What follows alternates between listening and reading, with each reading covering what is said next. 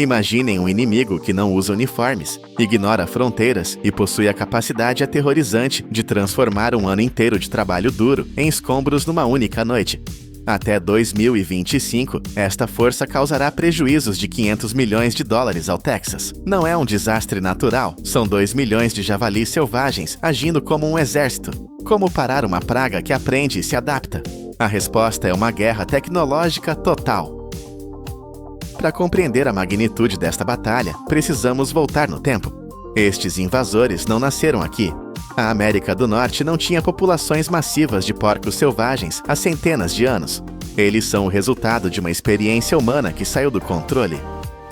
Primeiro, exploradores europeus e colonos trouxeram porcos domésticos e soltaram-nos na natureza para servirem como uma fonte móvel de alimento.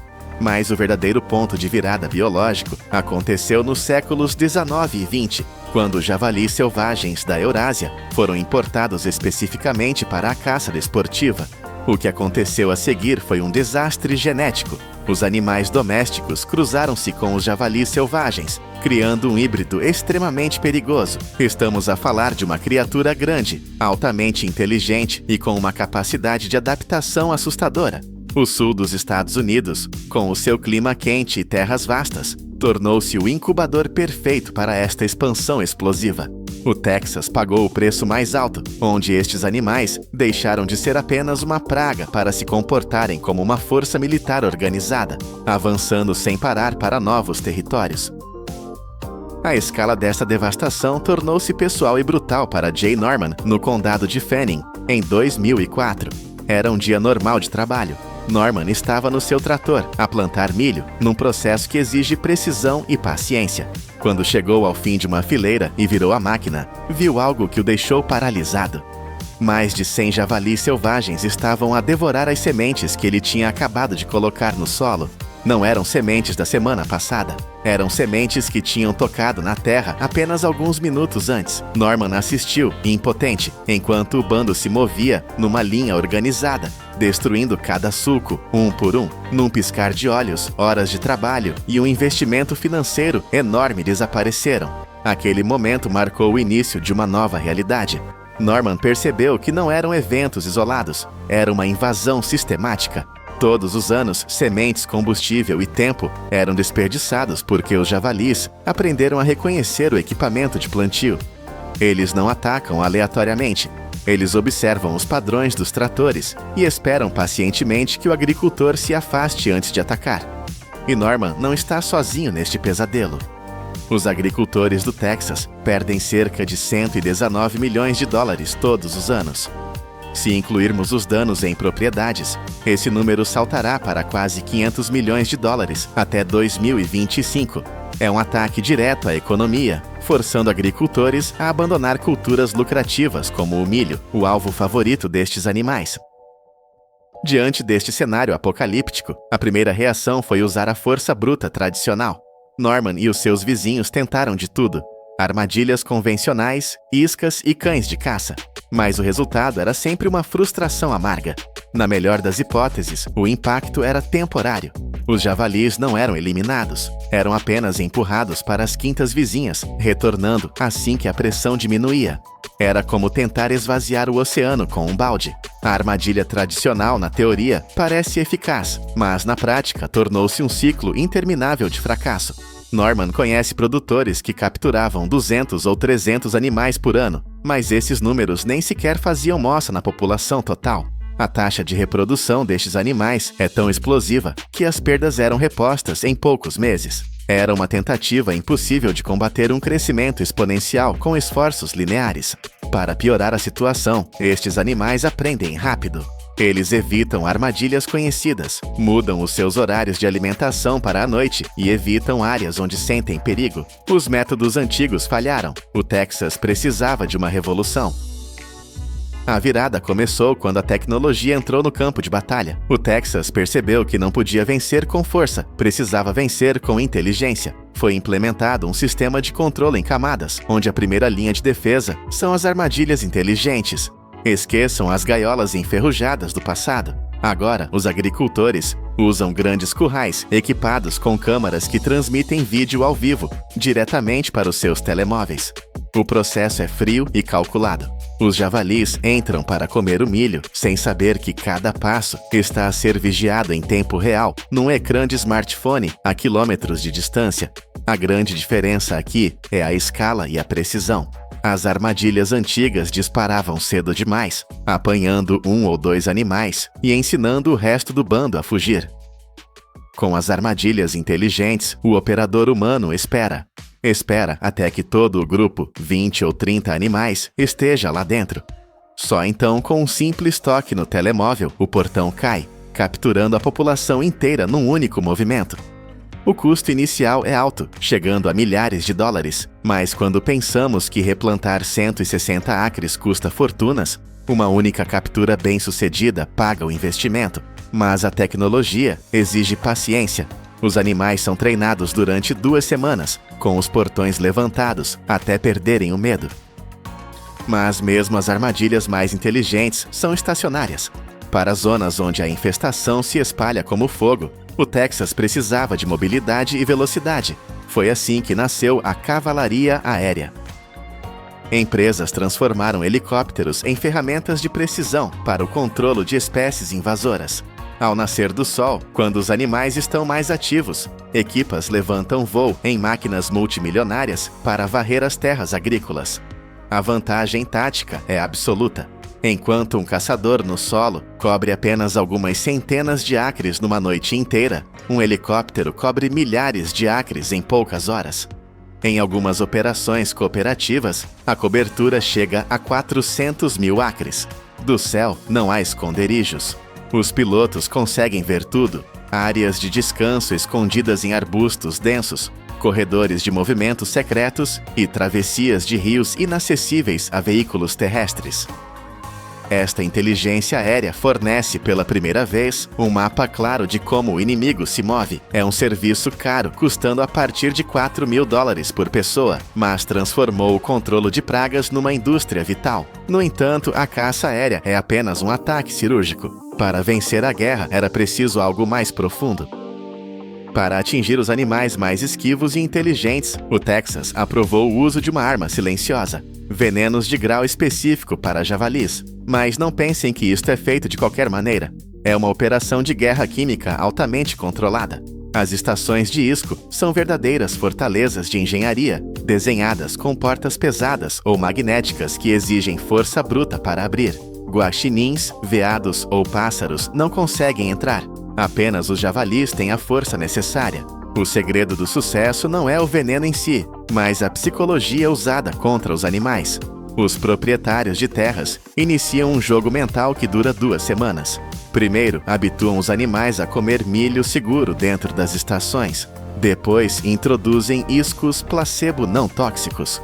As portas dos alimentadores são baixadas gradualmente, dia após dia, forçando os animais a usar cada vez mais força e a perder a desconfiança. Só quando o bando inteiro está confortável e a alimentar-se regularmente é que o veneno real é introduzido. O resultado é a eliminação total de grupos inteiros numa única noite, sem sobreviventes para aprender e evitar o perigo no futuro. É uma solução controversa, mas os dados mostram que é mais rápida e decisiva do que qualquer método terrestre. Apesar de todo este arsenal, armadilhas via satélite, helicópteros e química avançada, o problema persistia. Por quê? Porque durante anos os humanos cometeram um erro fatal: agiam sozinhos. Um agricultor investia fortunas em armadilhas, enquanto o vizinho ao lado não fazia nada, mantendo os javalis para a caça desportiva. O sistema estava cheio de buracos. Os animais, inteligentes como são, simplesmente moviam-se para onde a pressão era menor.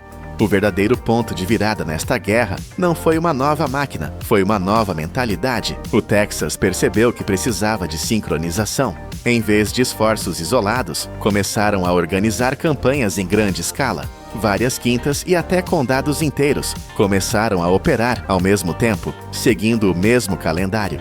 A pressão tornou-se constante e total. Quando uma região inteira coordena caçadas noturnas, ativação de armadilhas e controlo químico simultaneamente, os javalis perdem as suas rotas de fuga. Os resultados foram imediatos e impressionantes. As populações caíram e permaneceram baixas. As perdas econômicas começaram a reverter. Redes de comunicação permitiram que vizinhos partilhassem a localização dos bandos em tempo real, fechando o cerco. Em áreas que adotaram este modelo cooperativo, a população de javalis caiu entre 60% e 70% em apenas 2 anos. Com a vitória no horizonte, o Texas começou a olhar para o futuro, procurando uma forma de terminar esta guerra permanentemente. A nova fronteira não é matar, é impedir o nascimento. A investigação foca-se agora no controlo reprodutivo, desenvolvendo métodos para tornar os javalis estéreis. Ao atacar diretamente o sistema hormonal, é possível reduzir a população gradualmente através do desgaste natural, sem disparar um único tiro. Sem reprodução, não há recuperação explosiva dos números. Ao mesmo tempo, a tecnologia continua a evoluir. O uso de imagem térmica transformou a noite em dia, permitindo localizar e remover bandos inteiros na escuridão total. Drones de vigilância mapeiam padrões de sono e movimento, transformando o que era uma caçada caótica numa operação tática de precisão.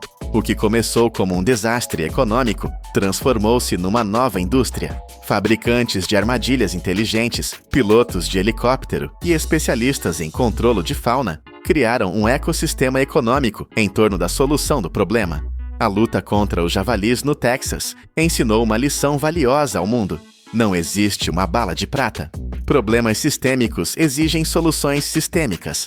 Apenas quando conectamos a tecnologia de ponta, a estratégia militar e a cooperação humana é que conseguimos restaurar o equilíbrio.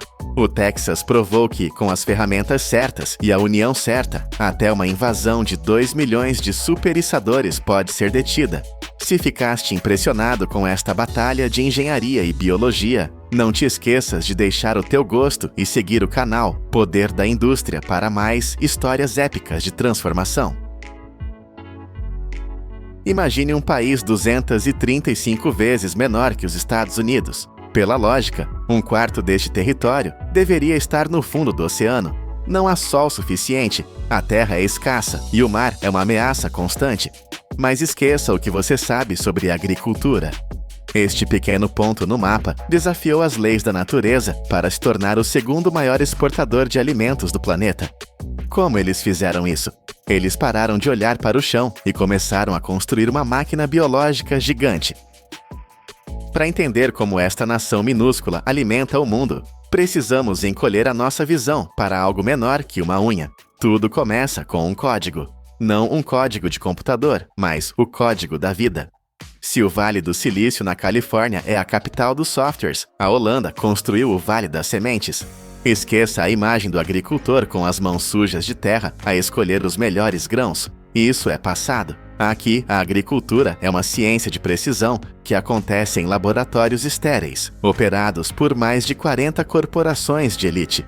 Nestas salas brancas, cientistas e engenheiros não estão apenas a cultivar plantas, eles estão a projetar supercomponentes biológicos. O valor que se cria nestas mesas de laboratório é algo que desafia a compreensão. Um único quilograma de sementes de tomate de alta tecnologia pode custar até $50 mil americanos. Vamos colocar isto em perspectiva. Isso é mais caro do que 1 quilograma de ouro maciço. Por que alguém pagaria o preço de um carro de luxo por um saco de sementes? Porque estas não são sementes comuns. Elas são cápsulas de sobrevivência programadas geneticamente. Elas nascem com uma resistência embutida a doenças, o que significa que não precisam de banhos tóxicos de pesticidas químicos. Elas são projetadas para responder a cada miligrama de nutriente com uma eficiência matemática. O resultado deste investimento de bilhões de dólares é um monopólio silencioso. Hoje, este pequeno país controla 60% de todo o mercado mundial de batata semente. A comida que chega ao seu prato, seja na América ou na Ásia, muito provavelmente começou o seu ciclo de vida nestes laboratórios holandeses. Mas possuir a semente mais valiosa do mundo é inútil se você não tem onde plantá-la. E na Holanda, a terra é o recurso mais escasso que existe. A agricultura tradicional é suja, imprevisível e desperdiça espaço. Para vencer, os engenheiros holandeses tiveram de tomar uma decisão radical: matar o solo. A solução para a falta de terra vem, ironicamente, da rocha mais dura. O processo é digno de uma fundição de aço. Em fábricas colossais, rochas de basalto vulcânico são atiradas para dentro de fornos que rugem com um calor infernal. Estamos a falar de temperaturas que atingem os 1.500 graus Celsius, ou 2.700 graus Fahrenheit. Neste calor extremo, a rocha sólida derrete-se e transforma-se num rio de lava incandescente. Esta lava não arrefece para virar pedra novamente. Em vez disso, ela é fiada em centrífugas gigantescas a velocidades alucinantes, transformando a pedra líquida em fibras finas, leves e esponjosas. O resultado chama-se lã de rocha.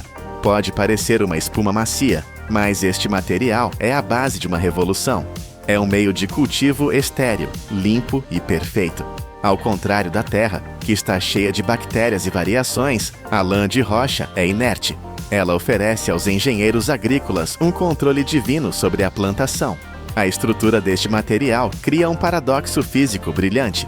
Ele consegue reter água muitas vezes superior ao seu próprio peso, mas, ao mesmo tempo, mantém milhões de bolsas de ar microscópicas abertas. Isso significa que as raízes da planta nunca se afogam. Elas bebem água e respiram oxigênio puro simultaneamente, algo impossível na terra lamacenta. Com as plantas fixadas nestes blocos de rocha fiada, o desperdício torna-se obsoleto. Computadores controlam cada gota de água. O sistema é tão preciso que gera uma economia de água de 90% em comparação com a agricultura tradicional. E o fertilizante, reduzido em 40%. Nada se perde para o solo porque não há solo. É um circuito fechado de eficiência brutal. Agora que as plantas têm raízes perfeitas, elas precisam de luz e calor. Mas estamos no norte da Europa, onde o sol é tímido e o frio é constante. A resposta holandesa foi cobrir o país com vidro. Não estamos a falar de pequenas estufas de quintal. Estamos a falar de 10.000 hectares de complexos de vidro, temperado de alta tecnologia. São cidades transparentes dedicadas à produção de comida. Ao contrário das estufas de plástico frágeis do sul da Europa, estas são catedrais de aço e vidro que operam 24 horas por dia. À noite, a visão é de ficção científica. O brilho das potentes luzes LED que substituem o Sol é tão intenso que os satélites no espaço conseguem ver o contorno dos Países Baixos a brilhar na escuridão da Europa. Eles criaram um verão eterno artificial, mas a verdadeira genialidade está no ar que estas plantas respiram. Enquanto o resto do mundo entra em pânico com as emissões de carbono, os agricultores holandeses fizeram algo impensável. Eles compram poluição industrial. Existe uma rede nacional de tubulações maciças, como veias subterrâneas, que transporta dióxido de carbono industrial. Este gás é capturado nas chaminés das refinarias de petróleo no porto de Roterdã e bombeado diretamente para as estufas. Para nós, o CO2 é um problema. Para as plantas, é comida pura. Através de sistemas de tubos ultrafinos, este gás é injetado diretamente nas folhas e raízes. Com esta dose extra de carbono, a fotossíntese entra em hipervelocidade. As plantas crescem 30% mais rápido e produzem frutos maiores, sem que o agricultor precise de aumentar a área de plantio em um único centímetro. Eles transformaram o lixo da indústria pesada no combustível da vida. Quando você combina sementes de ouro, raízes de rocha vulcânica e uma atmosfera anabolizada, o resultado é uma linha de montagem biológica aterrorizante. O tomateiro deixa de ser uma planta e torna-se uma máquina de produção de biomassa. A escala aqui é vertical. Como não podem expandir para os lados, eles crescem para cima. As videiras de tomate nestas estufas não são arbustos, são gigantes que atingem mais de 10 metros de altura. Elas ficam suspensas em ganchos industriais que descem do teto, criando corredores verdes que parecem não ter fim. Num campo aberto normal, um tomateiro dá frutos por uma estação e morre. Aqui, o ciclo é implacável. Uma única planta é colhida continuamente durante 11 meses seguidos. As raízes, trancadas nos seus blocos estéreis de lã de rocha, trabalham sem parar. A produtividade é de outro mundo. Este pequeno país, onde chove o tempo todo, consegue produzir quase 1 milhão de toneladas de tomates por ano. O valor de exportação desta única fruta atinge os 2 bilhões de dólares.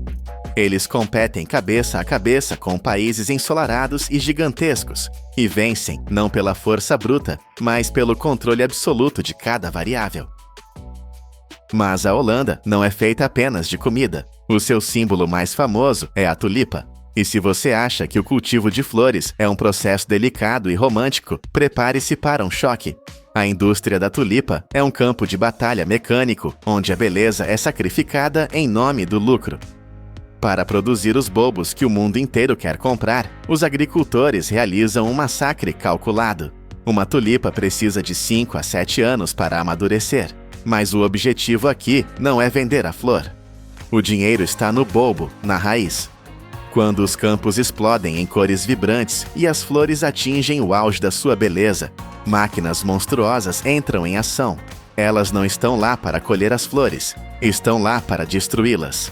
Máquinas de desponta avançam pelos campos com eixos rotativos velozes, decapitando milhões de flores num único dia. Pode parecer cruel, mas é pura eficiência biológica. Ao cortar a cabeça da flor, a máquina impede que a planta gaste energia a criar sementes. Em choque, a planta redireciona todo o açúcar e energia da fotossíntese para baixo, para engordar o bulbo enterrado na terra. A morte da flor é a vida do produto. 2 meses depois, quando as folhas murcham, começa a colheita subterrânea. E aqui vemos a engenharia holandesa no seu melhor. Sistemas de esteiras de aço levantam toneladas de terra, mas os bulbos têm uma pele fina e sensível. Um arranhão pode arruinar o preço.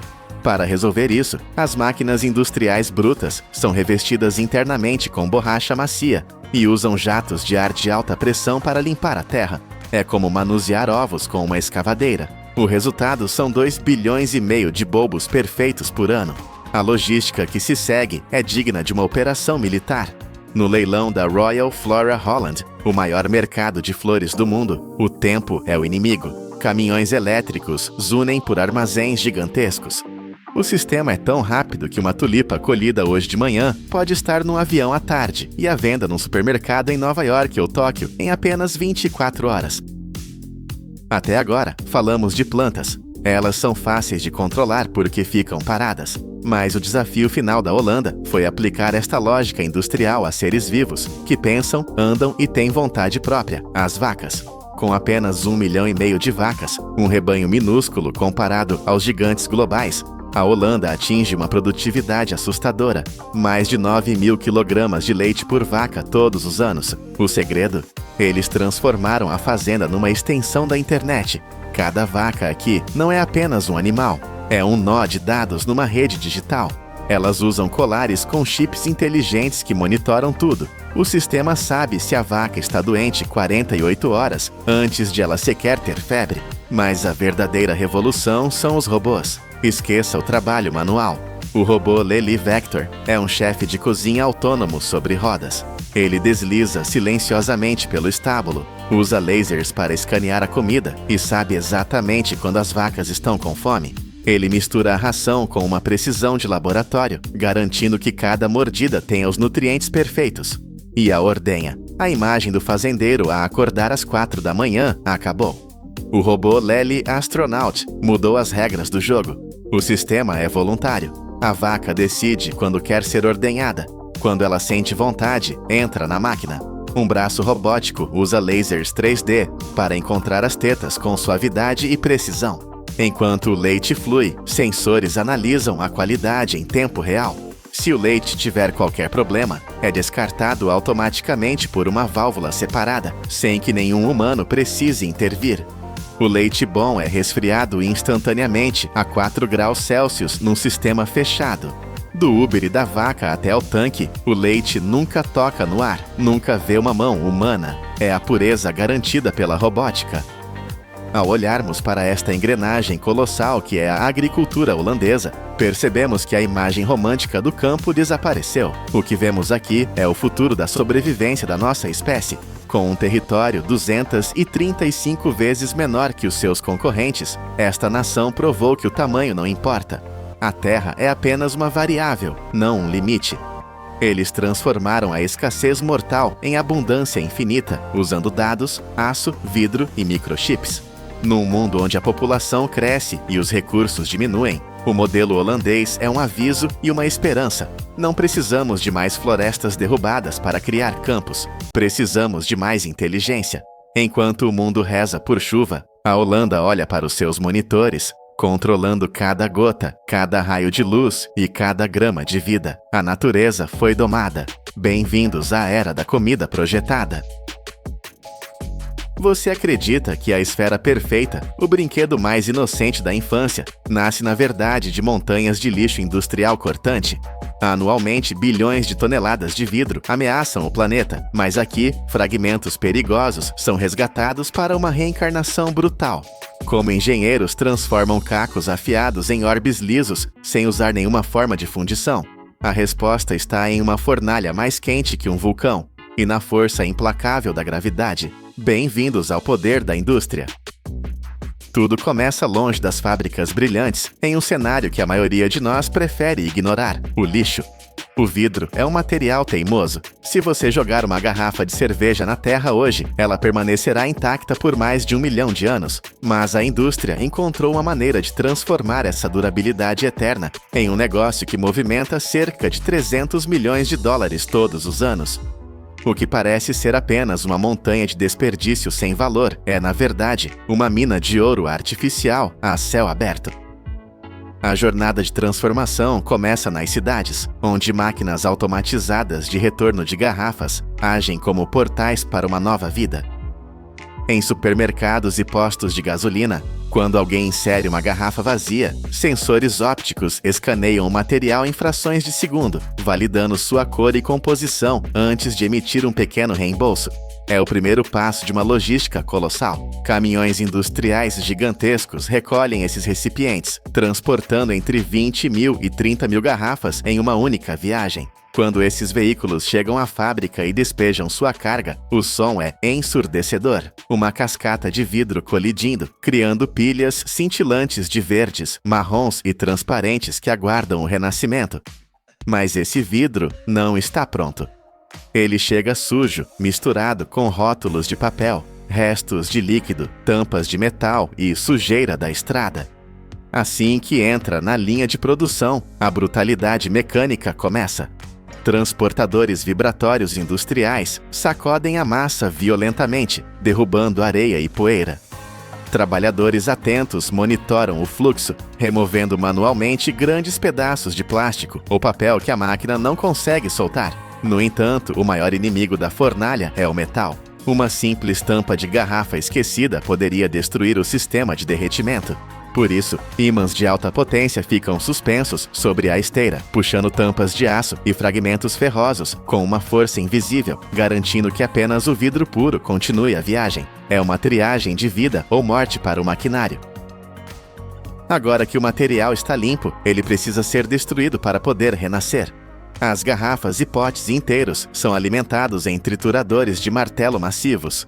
Imagine martelos de aço girando a velocidades alucinantes, golpeando o vidro repetidamente até que não reste nada da forma original. Em segundos, o que era um recipiente torna-se cullet, o termo industrial para cacos de vidro uniformes, semelhantes a uma areia grossa e brilhante. Esse processo não é apenas destrutivo, é estratégico. O uso desses cacos triturados permite que a fábrica economize até 40% da energia necessária para o derretimento, pois o vidro reciclado funde muito mais rápido do que matérias-primas virgens. Mas a trituração criou um novo problema: a mistura de cores. Para criar bolinhas de gude perfeitas, a pureza da cor é essencial. O fluxo de cacos entra então no sistema de classificação óptica, que é talvez a etapa de maior tecnologia de toda a linha. Enquanto o vidro cai em uma cascata cintilante, lasers e câmeras de alta velocidade analisam cada fragmento individualmente. O sistema é capaz de distinguir um pedaço de cerâmica ou um caco de cor errada em milésimos de segundo. No momento exato em que um intruso é detectado, um jato de ar comprimido dispara como um tiro de precisão, soprando o fragmento indesejado para fora da linha principal. Isso acontece dezenas de milhares de vezes por minuto, uma coreografia invisível que garante uma pureza de quase 100%. Com o vidro classificado, ele é levado para a área de mistura. Aqui, a ciência entra em ação. Os cacos são misturados com areia de sílica pura, carbonato de sódio e calcário em proporções exatas. O carbonato de sódio reduz o ponto de fusão, economizando combustível, enquanto o calcário dá estabilidade ao futuro vidro. Misturadores industriais gigantes agitam esses ingredientes até que cada grão de areia e cada caco de vidro estejam perfeitamente distribuídos, criando uma farinha industrial pronta para enfrentar o fogo. Chegamos ao coração da besta, a fornalha industrial. Este não é um forno comum, é uma câmara de tortura térmica que opera 24 horas por dia, 7 dias por semana, sem nunca parar. Desligar uma fornalha dessas significaria que o vidro lá dentro endureceria, destruindo o equipamento milionário. A cada 20 minutos, uma nova carga de 88 libras de mistura é despejada em seu interior. Lá dentro, a temperatura é mantida furiosamente a cerca de 2.000 graus Fahrenheit, ou 1.093 graus Celsius. Para colocar isso em perspectiva, é mais quente do que a lava que escorre de um vulcão em erupção. O calor é tão intenso que transforma a mistura sólida de areia e cacos em um líquido viscoso e brilhante, semelhante ao mel incandescente. Trabalhadores que precisam se aproximar para a manutenção vestem trajes prateados à prova de fogo, pois o calor ambiente ao redor da fornalha pode se aproximar de insuportáveis 3.000 graus em pontos críticos. É um ambiente hostil à vida humana, mas perfeito para a criação de vidro. O material permanece nesse estado de fusão por várias horas. Isso não é apenas para derreter, mas para purificar. Gases presos borbulham para a superfície e escapam, garantindo que o vidro final não tenha bolhas de ar. A massa laranja brilha com uma luz intensa, pronta para ser moldada. Uma grande fábrica consome cerca de 4 toneladas de vidro por dia dessa maneira, alimentando uma demanda global insaciável. O controle é absoluto. Sensores monitoram o fluxo para garantir que a quantidade exata de vidro derretido que sai seja reposta pela mistura fria que entra, mantendo o nível do tanque de lava perfeitamente estável. Agora, prepare-se para ver a gravidade e a engenharia trabalharem juntas. Na base da fornalha, o vidro líquido escorre por um orifício preciso. Ele não é soprado em moldes como garrafas, ele é cortado. Tesouras mecânicas de alta precisão, lubrificadas constantemente para não derreterem ou grudarem, avançam e recuam em um ritmo hipnotizante. Clique, clique, clique. A cada corte, uma gota de vidro incandescente cai. O sistema é calibrado para produzir exatamente 4 gotas por segundo, o que resulta em 240 bolinhas por minuto. Cada gota, medindo cerca de 20 e 1/30 avos de polegada, cai vermelha e brilhante. Se ela tocasse uma superfície plana agora, achataria como uma panqueca. É aqui que entra o segredo da esfera perfeita, os rolos espirais. As gotas caem entre 2 cilindros de metal com ranhuras em espiral, que giram continuamente. Esses rolos têm cerca de 5 pés, ou 1,5 metro de comprimento. Enquanto a gota de vidro viaja ao longo desses rolos, ela é forçada a girar sem parar. Ela nunca fica parada em um único ponto por tempo suficiente para deformar. A rotação constante, combinada com o resfriamento gradual enquanto rola pelo metal, faz com que a tensão superficial puxe o vidro para a forma geométrica mais eficiente possível, uma esfera perfeita. É um balé mecânico onde o vidro é massageado até a perfeição. Os rolos também garantem que as bolinhas não grudem umas nas outras. Graças a esse sistema engenhoso, uma única linha de produção pode cuspir mais de 1 milhão de bolinhas de gude todos os dias. Todas idênticas, todas perfeitas. Enquanto as máquinas rugem produzindo milhões de esferas transparentes ou de cor sólida, existe um canto silencioso desse universo onde a arte humana ainda reina. para criar as famosas bolinhas olho de gato, ou padrões complexos que parecem galáxias presas no vidro. A automação bruta dá lugar à mão firme do artesão. Aqui, o processo é lento, deliberado e perigoso. O mestre vidreiro usa uma longa haste de metal para pescar uma porção de vidro fundido diretamente do forno. O vidro brilha em um laranja neon, irradiando um calor que queima a pele à distância. Ele rola essa massa quente sobre uma mesa de metal, onde varetas coloridas de vidro pré-aquecidas ou fragmentos brilhantes o aguardam. O vidro quente engole as cores. Ele repete o processo, adicionando camadas de vidro transparente por cima para encapsular o design, como se estivesse vitrificando um fóssil. A mágica acontece quando essa massa complexa é esticada. O artesão puxa o vidro até que ele se torne uma longa vara fina, com cerca de 197 polegadas, ou 5 metros de comprimento. O desenho colorido que estava no centro agora se torna um fio finíssimo correndo pelo núcleo da vara. Depois de esfriar e ser cortada em pequenos pedaços, cada segmento passa por uma nova tortura de fogo. O artesão reaquece o pedaço com um maçarico e, usando alicates, torce o vidro manualmente.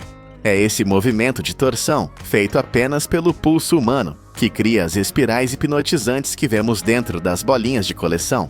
É a prova de que, mesmo na era da produção em massa, a alma do vidro ainda precisa do toque humano. De volta à linha industrial, as bolinhas que saíram dos rolos espirais ainda estão quentes o suficiente para queimar madeira ou derreter plástico. Elas precisam ser estabilizadas. Elas caem de calhas de metal diretamente para dentro de tambores de aço robustos, com capacidade para 65 galões. O som é como granizo de metal caindo em um telhado de zinco. Esses tambores atuam como câmaras de resfriamento lento. As bolinhas ficam ali, amontoadas, trocando calor e esfriando lentamente ao longo de 24 horas. Esse tempo é crucial. Se o vidro esfriasse rápido demais, o choque térmico criaria tensões internas invisíveis, e a bolinha poderia explodir espontaneamente ou rachar dias depois. Em algumas linhas de alta velocidade, jatos de água são pulverizados sobre os rolos espirais para endurecer a casca da bolinha instantaneamente, mas o núcleo ainda precisa desse descanso longo nos tambores. Finalmente, quando a temperatura é segura para o toque humano, os tambores são virados. Uma avalanche de esferas coloridas e barulhentas inunda a área de embalagem. Trabalhadores com pás enchem sacos de malha ou caixas de papelão em um ritmo frenético. Cada saco é colocado em uma balança digital. Se estiver leve demais, um punhado extra é jogado dentro. Se pesado demais, algumas são retiradas. O saco é então deslizado por uma máquina de costura automática, que sela a embalagem com fio industrial. O que começou como um perigo ambiental, um caco de vidro capaz de ferir e poluir, agora está pronto para viajar o mundo. De montanhas de lixo sujo a esferas de precisão geométrica, o vidro provou que a matéria não morre, ela apenas espera pela temperatura certa para renascer. Todo esse processo, do caminhão de lixo à máquina de costura, leva apenas um dia, mas garante que materiais que durariam para sempre na Terra tenham um propósito novo e brilhante.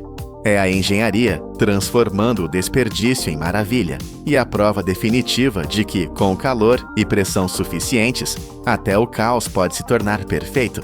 Isso é o poder da indústria. O Saara não é apenas um deserto, é um reator térmico gigantesco onde a areia atinge temperaturas de 70 graus Celsius, o suficiente para cozinhar a própria estrutura da vida. Neste inferno, as nossas melhores tentativas de salvar o planeta falharam. Bilhões de árvores morreram. Exércitos de abelhas, trazidas como salvadoras, viram suas casas de cera derreterem como velas. A humanidade estava perdendo a guerra contra a areia, até que decidimos parar de lutar contra a natureza e começar a usar a geometria. Descubra como simples buracos em forma de lua estão fazendo o que a alta tecnologia não conseguiu: parar o deserto e trazer a água de volta aos mortos. Para compreender por que essa descoberta é tão chocante, precisamos olhar para o que tentamos fazer antes. Durante anos, cientistas e ecologistas depositaram suas esperanças em uma criatura minúscula mas poderosa: a abelha. Pode parecer estranho pensar em um inseto como uma ferramenta industrial, mas as abelhas são a infraestrutura invisível do nosso mundo. Quase 1/3 de tudo o que você come no café da manhã, no almoço e no jantar depende diretamente do trabalho incansável dessas operárias voadoras. Elas movimentam uma economia global de trilhões de dólares, polinizando desde as amêndoas na Califórnia até o algodão que veste você agora. A ideia era lógica e sedutora. Se as abelhas conseguiram transformar desertos hostis como o de Nevada, nos Estados Unidos, ou o árido vale de Arava, em Israel, em oásis de vida, elas poderiam fazer o mesmo na África. Em Israel, vimos milagres acontecerem. Colmeias colocadas entre pedras escaldantes permitiram o surgimento de campos agrícolas, onde antes só havia poeira. A abelha atua como uma faísca biológica. Ela voa, poliniza, permite que as plantas se reproduzam e, lentamente, a vida se agarra ao solo. A esperança era que, ao trazer rainhas geneticamente fortes e colônias inteiras para a borda do Saara, poderíamos iniciar uma reação em cadeia. Imaginava-se que as abelhas conectariam manchas isoladas de vegetação, criando corredores verdes que impediriam o avanço da areia. Era um plano bonito. Era um plano apoiado pela ciência que funcionou em outros lugares. Mas o Saara não é Nevada. O Saara não é Israel. O Saara é uma besta climática completamente diferente, e ele tinha uma surpresa brutal reservada para a biologia. Quando as primeiras colônias foram introduzidas na linha de frente do deserto, a realidade física colidiu violentamente com a teoria biológica. O problema não era a falta de flores ou a distância. O problema era a termodinâmica pura e simples. Uma colmeia de abelhas é uma maravilha da engenharia natural, projetada para operar a uma temperatura interna precisa de 35 graus Celsius. É como o corpo humano. Se ficar muito mais quente que isso, os sistemas começam a falhar. Quando o ar do deserto sobe para 40 ou 45 graus, as abelhas entram em modo de emergência. Elas deixam de coletar néctar e passam a buscar apenas água. Elas se alinham na entrada da colmeia e batem as asas furiosamente, agindo como ventiladores vivos para tentar resfriar o berçário onde suas larvas estão crescendo. É um esforço heróico, consumindo cada gota de energia que elas têm. Mas no Saara, o calor não dá trégua. O solo, aquela areia infinita que se estende até o horizonte, atinge temperaturas de 70 graus Celsius. Isso é mais quente do que a água que sai do seu chuveiro. É calor suficiente para causar queimaduras na pele humana em segundos. Diante dessa fornalha, a biologia da abelha não tem chance. A cera, o material de que são feitos os favos, começa a perder sua rigidez. Imagine a estrutura da sua casa começando a amolecer. O teto cede, as paredes entortam. Dentro da colmeia, o caos se instala. O mel aquecido torna-se líquido demais. A cera derrete e desaba, sufocando a colônia sob o peso do seu próprio lar destruído. Mesmo as abelhas mais duronas do mundo, acostumadas ao calor da África Oriental, não conseguem sobreviver quando sua casa se transforma em um túmulo de cera derretida. Ficou claro que as abelhas não podiam ser a primeira linha de defesa. Elas são passageiras do ecossistema, não as construtoras dele. Elas não podem fazer chover. Elas não podem transformar areia vitrificada em terra fértil. Elas precisam de um palco pronto para atuar, e o palco do Saara estava queimado e quebrado. A lição foi dura e cara. Não podemos simplesmente jogar vida em um lugar onde a base física para a vida foi destruída. Precisávamos olhar para baixo, para o chão que estava matando tudo o que tentávamos plantar. A verdadeira catástrofe na região do Sahel, a zona que separa o deserto da savana, não é a seca absoluta como muitos pensam. Chove no Sahel. Todos os anos, tempestades violentas despejam milhões de litros de água sobre a região. O problema é o que acontece quando essa água atinge o chão. Décadas de sol implacável, combinadas com o peso de milhões de cabeças de gado pisoteando a terra, transformaram o solo. O que deveria ser uma esponja macia e absorvente virou uma crosta dura, impermeável como o concreto de uma rodovia. Quando a chuva cai, ela não entra. Ela bate nessa carapaça dura e corre. A água ganha velocidade, transformando-se em enxurradas repentinas que varrem a paisagem. Em vez de dar vida, a chuva se torna uma força de destruição. Ela age como uma lixa gigante, raspando os últimos milímetros de solo fértil que ainda restavam e levando tudo para os rios e finalmente para o oceano. É um paradoxo trágico. As pessoas e as plantas morrem de sede enquanto caminham sobre um solo que rejeita a água que cai do céu. Foi aqui que erramos por décadas. Gastamos fortunas plantando bilhões de árvores jovens, achando que as raízes quebrariam o solo. Mas plantar uma árvore nessa terra é como tentar plantar uma flor no asfalto. As raízes batem na camada dura e não conseguem descer. O sol volta, evapora a pouca umidade superficial em horas, e a árvore morre de sede e calor, torrada por cima e bloqueada por baixo. O deserto avança não porque a areia é mágica, mas porque destruímos a pele da terra. Para vencer, precisávamos de uma nova estratégia. Não precisávamos de mais sementes. Precisávamos de picaretas. Precisávamos quebrar o concreto natural. Diante desse cenário de terra morta, nasceu o projeto mais ambicioso já tentado no continente africano, a Grande Muralha Verde. O nome engana. Muita gente imagina uma barreira física de árvores, como uma grande muralha da China feita de folhas, estendendo-se por 8.000 quilômetros de ponta a ponta da África. Mas a realidade é muito mais inteligente e industrial do que isso. O que está sendo construído é uma máquina gigantesca de restauração ecológica, uma rede de intervenções que atravessa mais de 20 países, do Senegal à Etiópia. O objetivo não é forçar o deserto a ficar verde, pintando-o com árvores que vão morrer. O objetivo é consertar a hidrologia de um continente inteiro. É um projeto de engenharia em escala continental. A ideia central é simples, mas revolucionária: parar a água. Precisamos capturar cada gota de chuva exatamente onde ela cai e forçá-la a ficar lá. Se conseguirmos fazer a água parar, a vida voltará sozinha. Não precisamos ser jardineiros, precisamos ser arquitetos de solo. As comunidades locais, que antes olhavam para o céu rezando por chuva apenas para vê-la escorrer para longe, agora estão sendo armadas com conhecimento de engenharia hidráulica básica. Eles não estão construindo barragens de concreto ou canais de alta tecnologia. Eles estão usando a própria terra para curar a terra. E a ferramenta que desbloqueou o sucesso desse projeto multibilionário não foi um trator controlado por satélite, mas uma forma geométrica simples desenhada na poeira. A solução que está vencendo o Saara chama-se cova em meia-lua. Parece primitivo, mas é pura física de fluidos aplicada. Imagine cavar um buraco, mas não um buraco qualquer. É uma vala em forma de semicírculo, como uma lua crescente, com a abertura voltada para cima, contra a inclinação do terreno. A terra retirada do buraco é empilhada na borda curva, criando uma pequena represa de terra. Por que essa forma? Porque a geometria controla a energia. Quando as chuvas torrenciais chegam, a água desce a colina como um lençol rápido. Se fosse uma vala reta, a água poderia ganhar velocidade e romper as bordas. Mas a curva da meia-lua abraça o fluxo. Ela captura a água e a força a girar e desacelerar. A velocidade mata o solo, mas a calma o cura.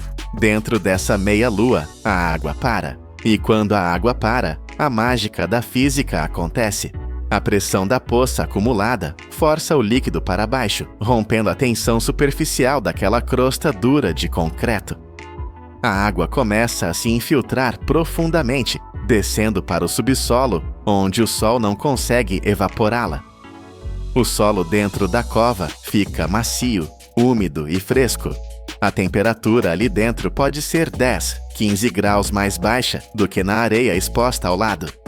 Sem usar um único cano de plástico ou bomba elétrica, criamos um reservatório subterrâneo usando apenas uma pá e o desenho certo. É a vitória da inteligência sobre a força bruta.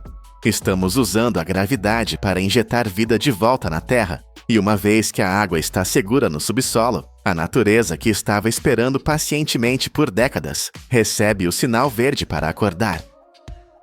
O que acontece depois que as meias-luas são cavadas é quase instantâneo em termos geológicos. Os agricultores plantam sementes de gramíneas nativas, como o andropogon, dentro dessas covas úmidas. Essas não são plantas de jardim, são guerreiras do deserto. Suas raízes são fortes, fibrosas e agressivas. Elas mergulham no solo amolecido pela água retida, agindo como milhares de microbrocas que perfuram a terra, permitindo que o ar entre. Em apenas 2 ou 3 anos, a transformação é visível a olho nu. O que antes era uma paisagem marciana vermelha e estéril, começa a ficar pontilhada de verde. As gramíneas crescem altas, criando sombra. Essa sombra protege o solo do sol assassino. A umidade atrai insetos. Os insetos atraem lagartos e pássaros. Os pássaros trazem sementes de outras plantas em seus excrementos. De repente, árvores nativas, acácias que estavam dormentes como sementes no solo há anos, começam a brotar, protegidas pelo microclima da meia-lua. Não precisamos plantar a floresta. A floresta estava lá o tempo todo, trancada em uma prisão de terra seca. A meia-lua foi a chave que abriu a cela. As manchas verdes começam a se unir. As raízes das árvores estabilizam o solo permanentemente. Agora, quando chove, a água não corre mais. Ela é absorvida por esse novo tapete vivo. O ciclo da morte foi quebrado. Onde antes havia silêncio e calor mortal, agora há agricultura, pastagem e vida selvagem.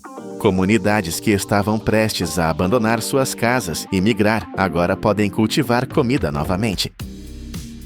Começamos esta jornada com uma imagem de desesperança, o maior deserto do mundo derretendo nossas tecnologias e ignorando nossos esforços biológicos. O Saara provou que é mais forte que nossas abelhas e mais quente que nossa coragem, mas no final ele não foi páreo para a engenhosidade humana simples. Não vencemos o deserto lutando contra ele, vencemos entendendo-o. Descobrimos que para trazer o verde de volta, primeiro tínhamos que dominar o marrom, a terra e a lama. As covas em meia-lua, espalhadas por milhares de quilômetros, são a prova de que grandes problemas nem sempre exigem soluções complexas e caras. Às vezes, a resposta está na geometria de um buraco e na paciência de deixar a água fazer o seu trabalho. A grande muralha verde está se erguendo, não tijolo por tijolo, mas cova por cova, provando que mesmo o solo mais duro pode ser quebrado para dar passagem à vida. O deserto recua, a humanidade avança e o equilíbrio é restaurado, tudo começando com um simples desenho na areia. Eu sou o narrador do poder da indústria, e se você sentiu o peso dessa transformação, deixe seu comentário e inscreva-se para mais histórias onde a engenharia muda o destino do nosso planeta. Nos Andes, um único erro de cálculo não custa apenas dinheiro, ele custa vidas enviadas diretamente para um abismo sem fim. A 4.500 metros de altura, o ar rarefeito rouba 40% da força dos homens. Mas o verdadeiro choque é este. Em obras extremas como essa, mais de 60% de todo o orçamento milionário não é gasto para construir a estrada em si. Esse dinheiro é queimado apenas para impedir que a montanha destrua o trabalho humano antes mesmo da inauguração. Como engenheiros obrigam milhares de toneladas de aço e concreto a flutuar sobre o vazio, onde a gravidade é o inimigo número 1. Bem-vindos ao poder da indústria. Para entender a loucura que é construir aqui, você precisa primeiro sentir o ambiente. Não estamos falando de uma obra comum em uma planície segura. Estamos no teto das Américas, onde o vento corta como uma navalha e o clima muda de um sol escaldante para uma tempestade de neve cega em questão de poucas horas. As rodovias no Peru, Chile e Bolívia desafiam a lógica. Elas são fios de aço costurando regiões que ficaram isoladas umas das outras por séculos. Mas a montanha não quer ser domada. O terreno é vertical, instável e traiçoeiro. Aqui, a batalha é travada em duas frentes brutais. Primeiro, temos a fase aberta, onde a estrada é talhada diretamente na carne viva da rocha, contornando o precipício. Mas quando a encosta se torna íngreme demais, quando a gravidade torna impossível cortar a pedra, a tática muda. Os engenheiros param de lutar contra a superfície e decidem atravessar o coração da montanha, construindo túneis que são verdadeiras fortalezas subterrâneas. Antes que o asfalto preto e liso possa receber o primeiro pneu, uma guerra de engenharia precisa ser vencida.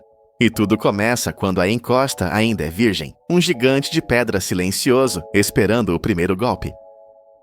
O primeiro passo não é dado por máquinas, mas pela matemática.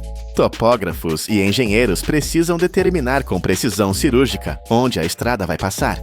Eles pintam as linhas de batalha diretamente na face do penhasco. 1 metro para a esquerda e a estrada colide com a parede. 1 metro para a direita e ela cai no vazio. Com o traçado definido, começa a cirurgia explosiva. Mas esqueça as explosões descontroladas dos filmes. Aqui, a detonação é uma forma de arte. Furos de perfuração são feitos na rocha, seguindo um padrão desenhado por computadores. A quantidade de explosivo é medida em gramas, não em quilos. O objetivo é quebrar apenas a seção necessária da rocha, sem abalar a estrutura da montanha inteira. Se a explosão for forte demais, ela pode causar um deslizamento que levaria meses para limpar, ou pior, derrubaria a plataforma onde as máquinas estão operando. Assim que a poeira da explosão assenta, a cavalaria pesada entra em cena. Escavadeiras hidráulicas gigantes avançam sobre os escombros. Seus dentes de aço agarram toneladas de pedra fraturada. Em um balé mecânico perigoso, caminhões basculantes de serviço pesado manobram na borda do precipício para receber a carga. Esses veículos operam sem parar, dia e noite, transportando a montanha despedaçada para longe. Em certas seções, onde a geografia permite um atalho brutal, tratores de esteira simplesmente empurram as rochas para o abismo, criando cascatas de pedra que despencam centenas de metros até os rios lá embaixo. É uma demonstração de força bruta, necessária para limpar o caminho rapidamente. Logo atrás, vêm as lâminas de nivelamento. Tratores começam a esculpir a forma final da estrada. Eles empurram o excesso, cortam os pontos altos e preenchem os baixos. A lâmina de aço raspa a rocha, ajustando a inclinação para garantir que, no futuro, a água da chuva escorra para longe e não destrua a pista. Esse ciclo violento de perfurar, explodir, carregar e nivelar se repete quilômetro após quilômetro. É um trabalho lento, onde o progresso é medido em metros e o perigo é constante, mas quando a poeira finalmente baixa, o que resta é uma cicatriz plana na montanha, pronta para ser transformada em uma via moderna. Agora que a base bruta está pronta, a transformação começa. A pedra nua e irregular não serve para pneus modernos. É preciso criar um colchão tecnológico. Caminhões despejam toneladas de pedra britada e agregados selecionados em longas faixas.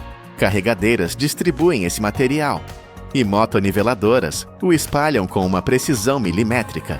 Não é apenas terra, é a fundação da estrada. Caminhões-pipa passam pulverizando água, não para limpar, mas para criar a umidade perfeita, que permitirá que a terra se compacte e fique dura como cimento. Então, o chão começa a tremer. Rolos compactadores vibratórios, pesando dezenas de toneladas, passam repetidamente sobre cada camada. Eles esmagam as pedras umas contra as outras, eliminando bolsas de ar e criando uma base sólida. Nas curvas fechadas, onde as máquinas gigantes não cabem ou perigosamente perto da borda, homens corajosos usam compactadores manuais, garantindo que cada centímetro de solo esteja firme. O risco de queda é real e, por isso, em muitos pontos, equipes de alpinistas industriais descem pelas paredes verticais. Suspensos por cordas, eles usam marteletes pneumáticos para remover pedras soltas acima da estrada e instalam malhas de aço gigantescas. Essas redes são o escudo que protegerá os futuros motoristas de quedas de rochas. Finalmente, chega o momento da verdade, o asfalto. O ar nos Andes é gelado, mas o asfalto chega fervendo. Uma camada de ligação líquida é pulverizada e aquecida com maçaricos a gás para garantir que o pavimento grude na base. A vibroacabadora avança lentamente, recebendo a mistura quente e fumegante. Atrás dela, uma mesa de aço alisa o material, deixando para trás um tapete negro e perfeito. A equipe trabalha em um ritmo frenético. Se o asfalto esfriar antes de ser compactado, ele quebrará em poucos meses. É uma corrida contra o frio da montanha. O calor sobe do chão, envolvendo os trabalhadores em fumaça e vapor, enquanto eles usam pás para ajustar manualmente as bordas. Quando o último rolo compressor termina seu trabalho e a água de alta pressão limpa a superfície, o que vemos é uma fita preta perfeita, uma prova da vitória da ordem sobre o caos da natureza.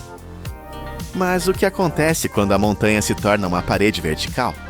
Quando não há onde apoiar a estrada e cortar a rocha, causaria um colapso.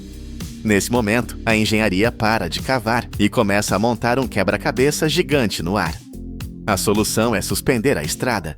Em vez de lutar contra a encosta, os engenheiros constroem enormes pilares de concreto armado que se erguem do fundo do vale ou se apoiam em pequenas saliências de rocha. Como não há espaço para caminhões manobrarem, a estrada é construída como um brinquedo de Lego para gigantes. Módulos inteiros, feitos de vigas de aço e lajes de concreto, são fabricados em áreas seguras, longe do abismo. Cada peça é desenhada para se encaixar perfeitamente na outra. Guindastes colossais, operando no limite de sua capacidade, levantam essas peças pesando dezenas de toneladas e as posicionam sobre os pilares. Homens minúsculos presos por cintos de segurança guiam essas cargas suspensas sobre o vazio, alinhando parafusos e conexões com a precisão de relojoeiros. Peça por peça, a estrada avança pelo ar, ignorando a irregularidade do terreno abaixo. Essa técnica modular não apenas salva tempo, mas salva vidas, reduzindo a necessidade de trabalhadores ficarem pendurados na encosta. É a união da força bruta dos guindastes com a inteligência da pré-fabricação. Mas há lugares onde nem mesmo os viadutos conseguem chegar. Lugares onde a única opção é atravessar o coração de pedra. Entrar na montanha é entrar em um mundo hostil. A centenas de metros de profundidade, não há luz, não há ar e a pressão é esmagadora. Antes de enviar homens ou máquinas, os engenheiros precisam dar pulmões ao túnel. Eles perfuram poços verticais, chaminés invisíveis que sobem do fundo do túnel até o topo da montanha, às vezes por 200 metros de rocha sólida. A técnica é fascinante. Uma broca piloto desce, e então uma cabeça de perfuração gigante é puxada de volta para cima, comendo a rocha de baixo para cima. Quando esses poços se abrem, ventiladores a jato, poderosos como turbinas de avião, começam a rugir. Sensores eletrônicos monitoram cada partícula de oxigênio e cada traço de gases tóxicos explosivos. Sem esse sistema respiratório artificial, o trabalho subterrâneo seria uma sentença de morte em minutos.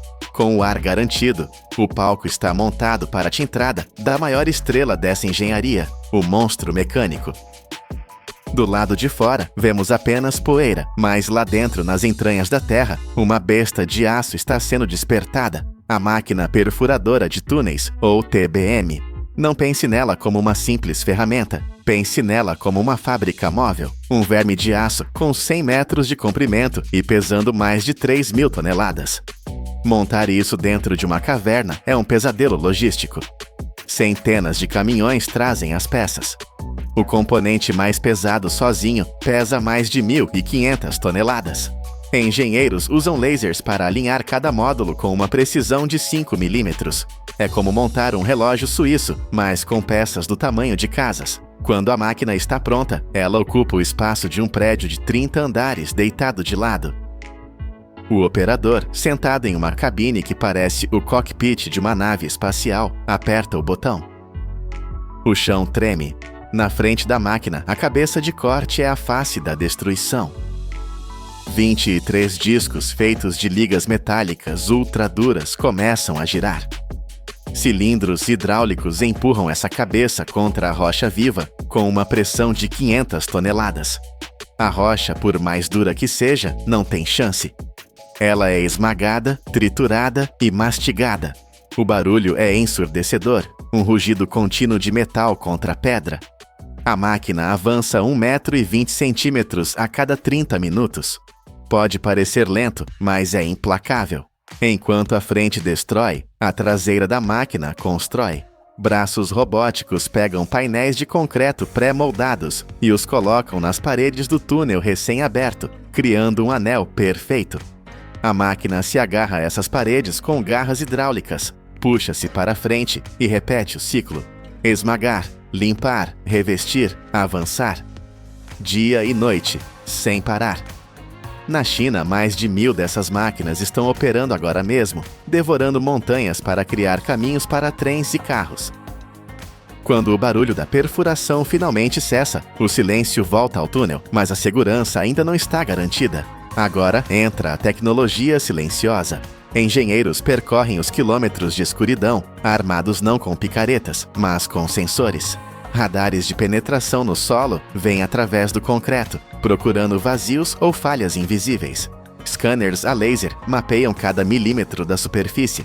Sensores de pressão são instalados nas paredes, prontos para detectar se a montanha está tentando esmagar o túnel. Câmeras de ultra alta definição inspecionam cada parafuso. Tudo isso é conectado a uma sala de controle central, um cérebro digital que monitora a saúde do túnel 24 horas por dia. Ventiladores, bombas de drenagem, luzes de emergência, tudo é testado à exaustão. Só quando os computadores confirmam que a estrutura é perfeita, o túnel é declarado vivo.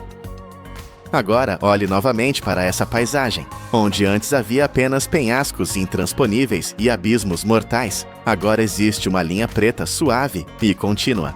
Aquela máquina de 3.000 toneladas que rugiu e tremeu nas profundezas, agora repousa, sua missão cumprida.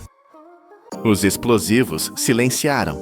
O que resta é o silêncio do vento andino, quebrado apenas pelo som suave de pneus rodando sobre o asfalto perfeito. Esta estrada não é apenas uma conveniência para viajar mais rápido. Ela é um monumento à teimosia humana. Lembre-se do número inicial. 60% do custo foi gasto apenas para vencer a geografia. Cada curva suave esconde toneladas de dinamite, suor e cálculo matemático. Engenheiros e operários olharam para uma parede vertical que dizia impossível e responderam com aço, concreto e coragem. Eles costuraram o mundo, transformando o caos da natureza em uma linha de ordem que durará décadas. Isso é o verdadeiro poder da indústria. Você gasta quase $50 mil em um carro novo. Apenas 10 anos depois, ele parece sucata, metal sem vida que perdeu o brilho. Mas isso é uma mentira absoluta. 90% desta máquina é imortal. O para-brisas que o protegia do vento e os pneus que queimavam no asfalto não morrem. Eles apenas mudam de pele. Bem-vindos à indústria onde a morte de um motor é o nascimento de uma nova estrada e onde o lixo se transforma em tesouro. O renascimento de cada veículo começa na área de recebimento, onde o caos da estrada encontra a ordem absoluta da engenharia. Aqui, carros em fim de vida útil são registrados com precisão militar antes de entrarem na linha de processamento. Técnicos especializados inspecionam o número de identificação, verificam a condição da bateria e medem qualquer combustível remanescente no tanque. É uma triagem cirúrgica, onde eles identificam componentes que poderiam representar riscos explosivos durante o desmantelamento. A partir desses dados, cada veículo é classificado com base em seus materiais dominantes e no nível de danos estruturais.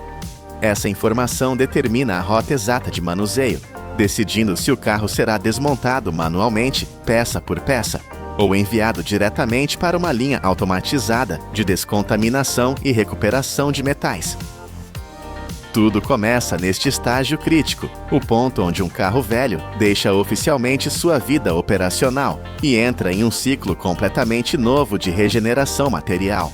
O processo real de desmantelamento inicia-se com a remoção total de todos os fluidos restantes dentro do veículo. Técnicos abrem pontos de drenagem designados para extrair óleo do motor, fluido de transmissão, líquido de arrefecimento, fluido de freio e qualquer combustível que tenha sobrado. Nada toca o chão.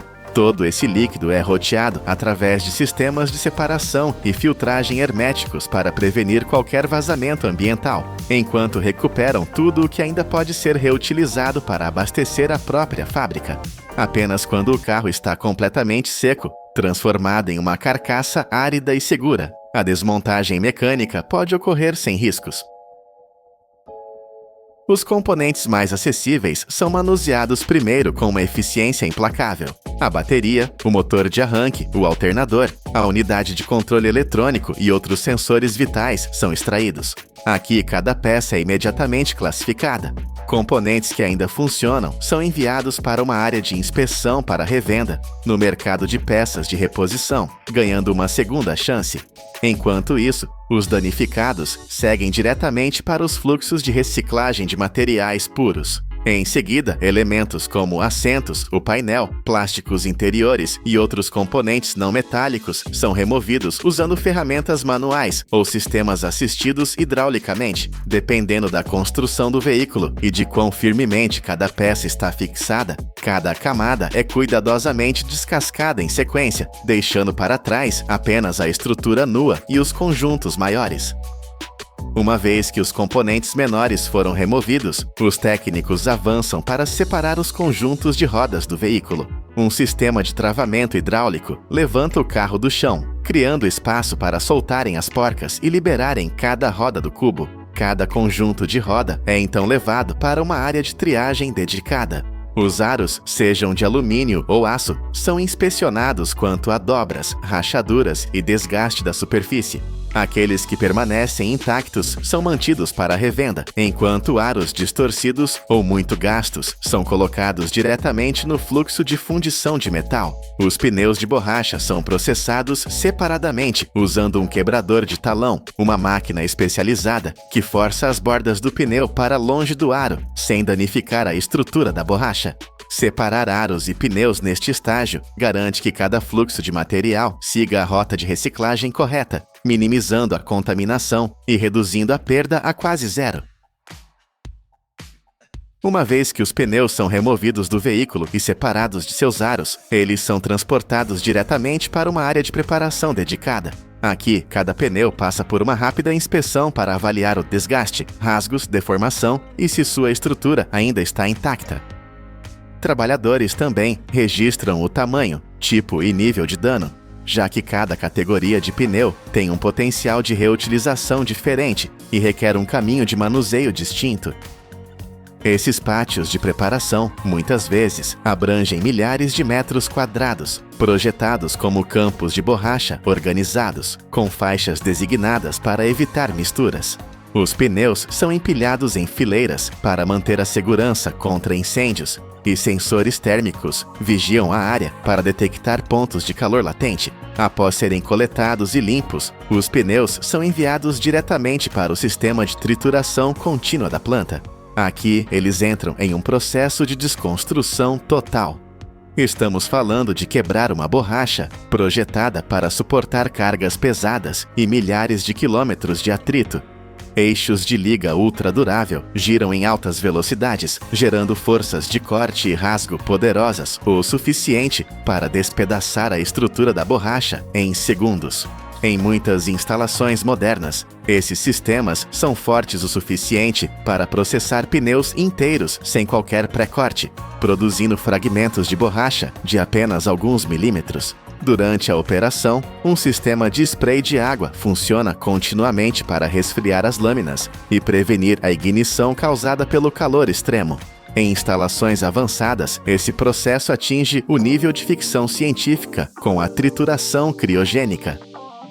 Os pneus são resfriados com nitrogênio líquido a cerca de 300 graus Fahrenheit negativos, tornando a borracha quebradiça como vidro.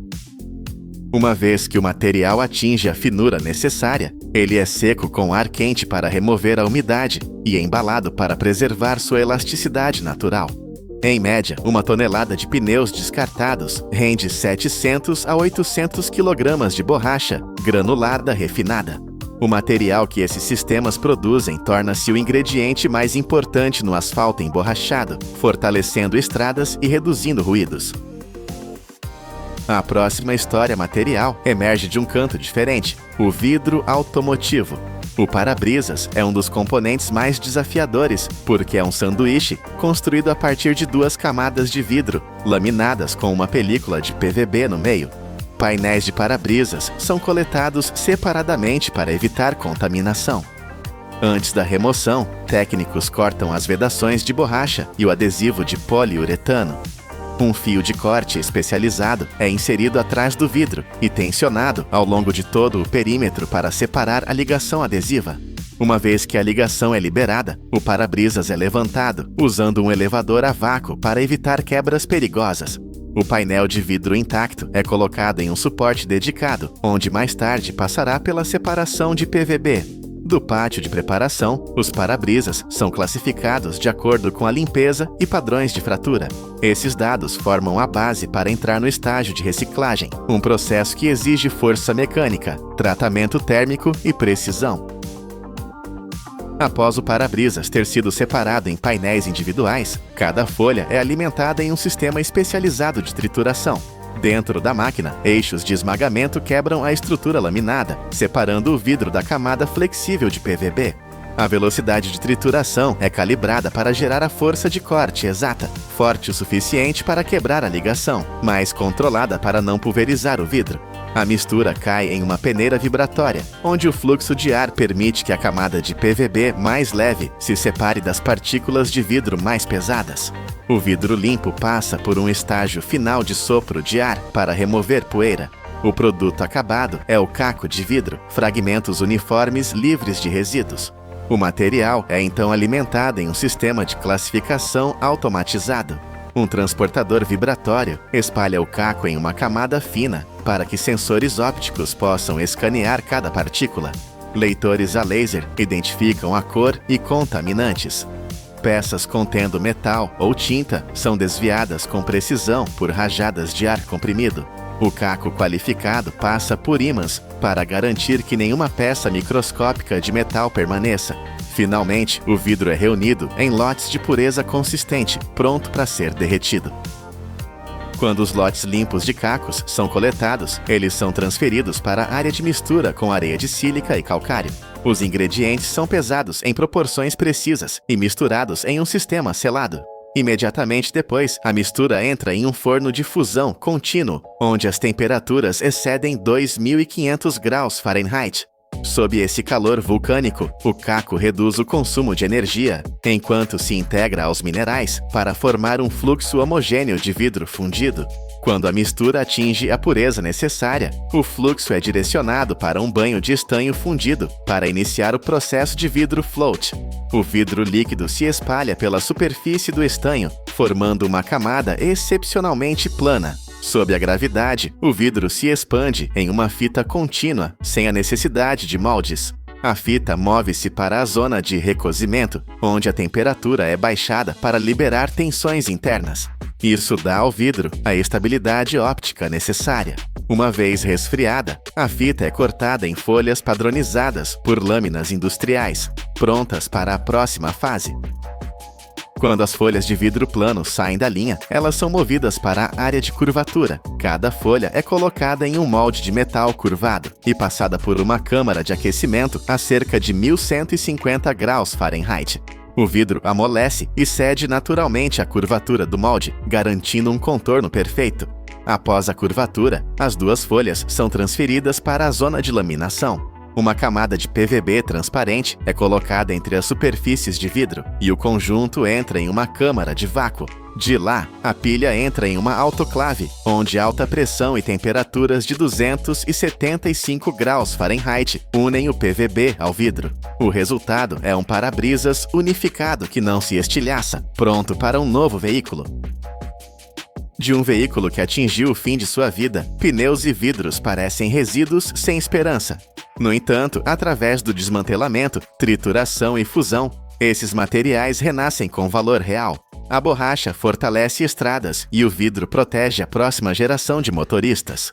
As indústrias de reciclagem não apenas reduzem o lixo, mas criam matérias-primas estratégicas. O círculo se fecha. A máquina que comeu máquinas devolveu ao mundo algo novo, provando que na verdadeira engenharia, o fim é apenas uma questão de perspectiva e o valor nunca morre, apenas se transforma.